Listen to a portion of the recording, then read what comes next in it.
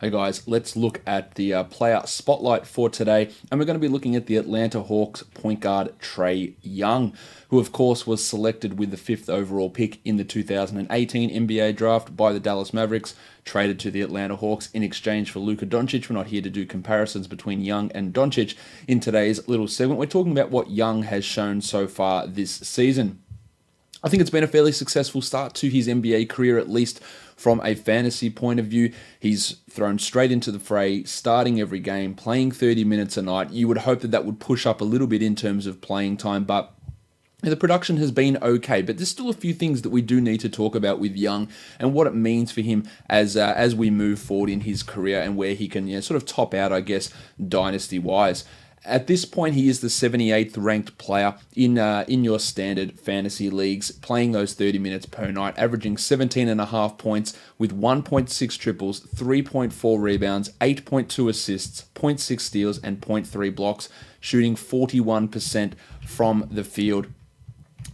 Which is obviously quite a significant negative. 81% from the line and only 27% from three-point land. So a couple of things there should be really standing out to you as things that have significant scope to improve with Young. Now, a lot of the talk about Trae Young coming in the next Steph Curry, which was clearly garbage at the time that it was put out there, and it remains garbage now. He's nowhere near the shooter Steph is. He takes the same longer shots. He doesn't hit them with that same rate. But one of the things that I did stress the importance of mentioning with Young heading into this season is his ability to generate assists, and he has come out and doing that at a really sensational level so far. 8.2 per game in 30 minutes a game is a really strong number. He is averaging 12.3 assists per 100 possessions. For reference, when he was at Oklahoma in college, he averaged 12.9 assists per 100 possessions. So basically, we're talking the same sort of numbers there for Young in terms of assists per possession, which is an encouraging thing that he's able to come in there. On a low-quality team, the Atlanta Hawks, getting assists can be harder because you're relying upon your teammates to make those shots, and they're not a lot of the time. His rebounds per 100 possessions are about the same as his college number, and this is what gives me hope that the steal numbers for him, which are really, really low at the moment, 0.9 per 100 possessions is really low. In college, he was at 2.5. He has struggled to generate steals so far this season. In fact, he went a stretch of 7 straight games without a steal, but in his last 2, against the Lakers and against the Warriors, he has gotten 4 steals. Now, while Trae Young is not a good defender, nobody is here arguing that, he can get steals, and plenty of not good defenders can generate steals in high bunches, like Russell Westbrook, for example. So I think that we've got some significant room for improvement there in Young's numbers, especially with those steal numbers starting to come up. The other thing that's glaringly obvious about what can improve with Trae Young here is the 27% shooting from 3. This will continue to improve all through this season. It will continue to improve over his first 3, 4, 5 seasons in the NBA. And I think he can settle in as a 37% shooter at some point. Now, he was only a 36% shooter at Oklahoma, but he was a guy that had a significant offensive creation load thrust upon him, and he was taking a lot of bad shots. It's not all that different to what's happening for him in Atlanta here, where he does have a significantly large load. According to Basketball Reference, his usage is 28.5%, meaning that he is ending the team's possession when he's on the court 28.5 times, 28.5% of the times, either by a field goal attempt, a free throw attempt, or a turnover. And he is also assisting on 44% of the team's possessions as well. So meaning that he is the guy making that decision, either leading to a shot attempt, a turnover, or a free throw attempt, or adding that together, we're talking about around 75% of the time where he is the key offensive decision maker when he is on the court, either by throwing that assist to finish off for a bucket for another player, or him creating the shot himself, or attempting that pass. So that's, I think in Oklahoma it was over 80%. I'll double check my numbers on that one. His assist rate was 49%, his usage was 37%. So we're talking about a huge number there as well, pushing up close to 85%. So it's not that far off, but it is causing a huge load on him offensively. And I think that can be somewhat attributable to some of the poor shooting numbers that he has put up so far. In terms of his advanced numbers, we always like to look at Jacob Goldstein's PIPM stuff. He is a positive offensively and a negative defensively. I don't think too many people would be all that surprised by that, but I think he's already exceeding expectations overall in terms of what his overall PIPM this season is a negative 1.86. When Jacob initially projected him out, he was a negative 2.06, so an improvement there. And I think we're going to see by that his 2020-2021 season, I think we're going to see a big jump forward from Young where he can be that top 50, top 40 sort of a guy. And looking at what he's doing now, 17.5, 3.5, and 8 with 0.6 steals, I think that by year 3, we're looking at Trae Young as a 20-point per game guy, a 2.5 threes per game guy, a 4.5 rebounds, still those same 8 assists, but up to 1.3, 1.4 steals, and that percentage up from 41%, where it currently is in the 3-point percentage, up to 44%, and the 3-point is up to 37%.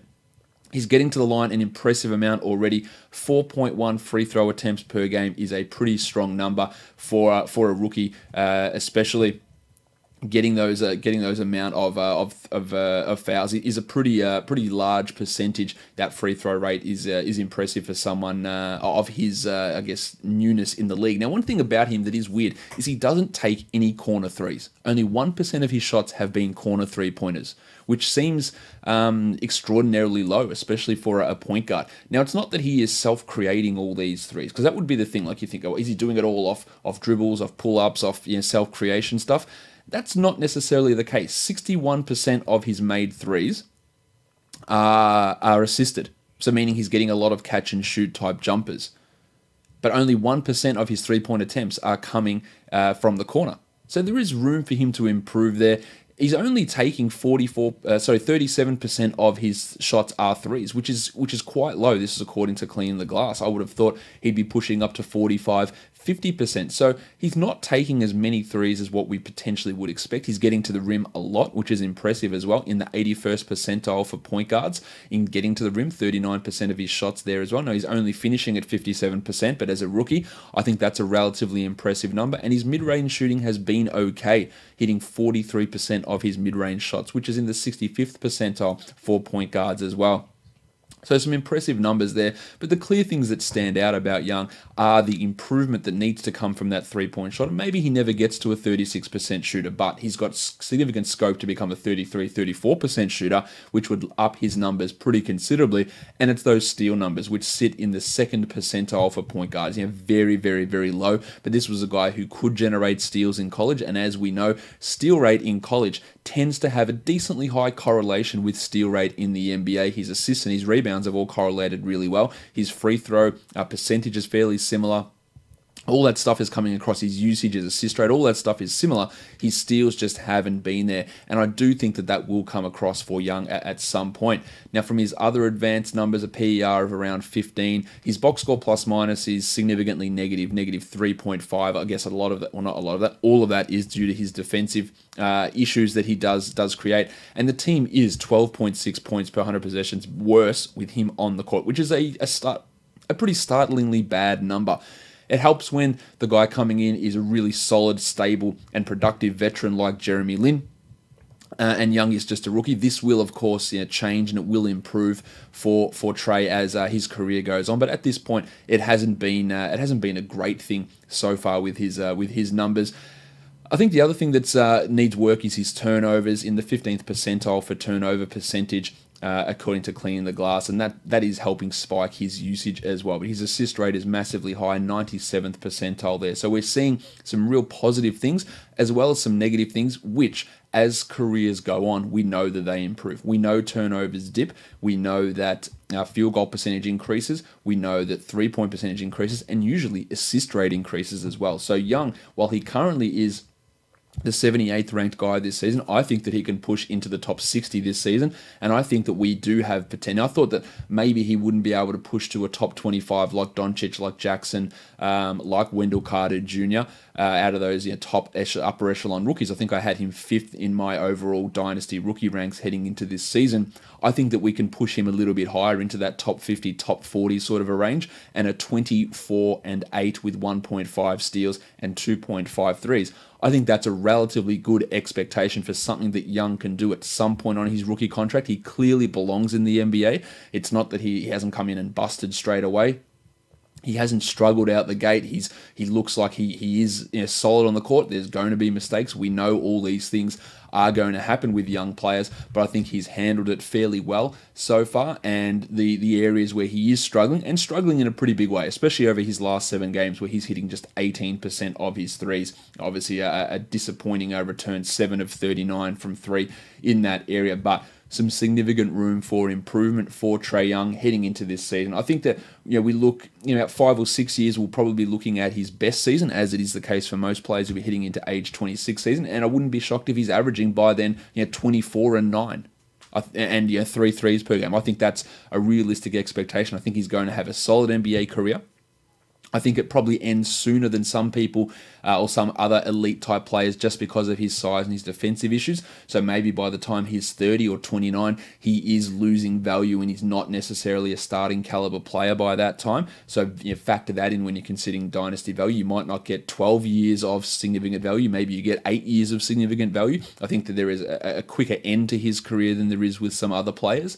But I think in the next 3 seasons, we're going to see top 50, top 40 type production from Young. It's been an impressive start with some clear holes, with clear paths to improvement on those areas. And I think that any fears that anyone had of him not being an NBA caliber player or struggling to maintain a role as a starter, I think they should have been allayed, albeit through just 425 minutes. But it has been a positive start, in my opinion, with some rocky moments, but overall trending in the right direction for Trae Young. So if we're looking for this season, I think that he can improve from here and push into the top 65, maybe the top 60. I think that's realistic, with an improvement in steal rate and three-point shooting. And then over the course of the next 2 to 3 years, should be pushing into the top 40, maybe even making a case to be a top 30 guy.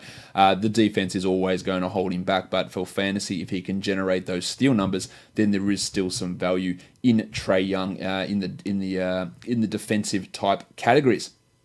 That'll wrap it up for the Trae Young portion of this player spotlight. So guys, I'll see you later.